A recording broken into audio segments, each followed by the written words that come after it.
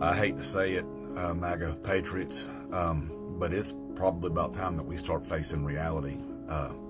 Trump probably isn't going to be able to continue his campaign all the way through the election season.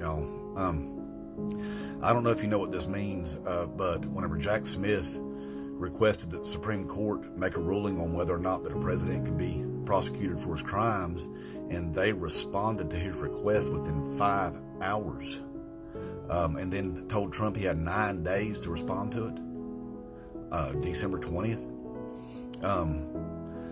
That kind of seems like that they anticipated that this ruling request was going to be coming down the pipe, and they've already given it consideration, and I'm pretty sure they know what they're going to rule on,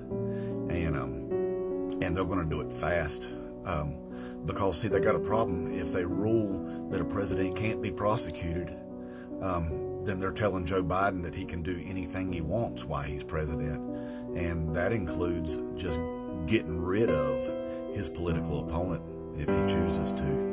And the Supreme Court knows that.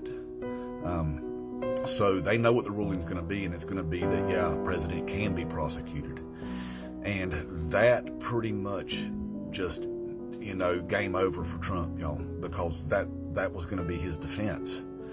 Because whenever you look at the indictments, and then you look at everybody who's testifying against him, people that's flipped and it's going to be turning state's evidence against him, like his chief of staff, Mark Meadows, his top White House aides, his attorneys, all of that stuff, and that all lines up with what's in the indictment, So that trial is going to start March 4th, whether we like it or not. And then whenever you get on DuckDuckGo and look up and see what the success rate is from federal prosecutors, it's 98%, y'all.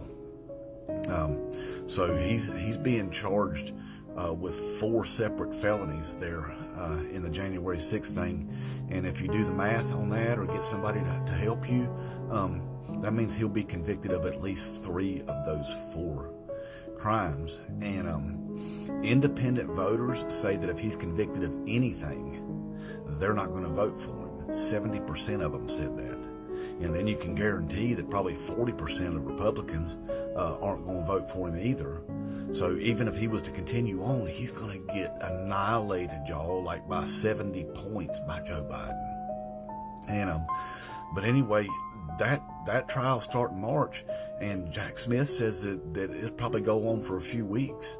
And if he's convicted, that means he'll probably be being sentenced around July, the same time that the RNC's meeting to pick its nominee. And then on top of that, Fani Willis is going to have him in court in August, starting his RICO trial there. So look, we did all we can do.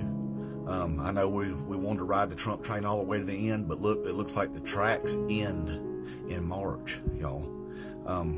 And we can't vote for a convicted felon, somebody who can't even vote for himself, y'all. I mean, Trump couldn't even enlist in the military at that point. He can't vote for himself. He can't own a firearm, nothing.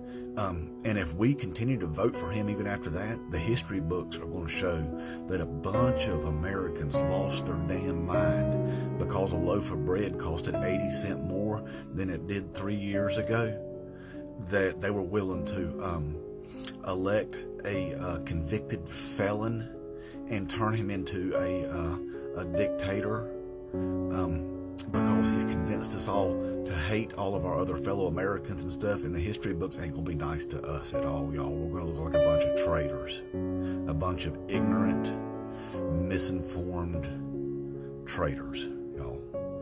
So it's probably time we start stepping off that Trump train, because it is coming off the tracks in just a few months. Inmate Trump 2024.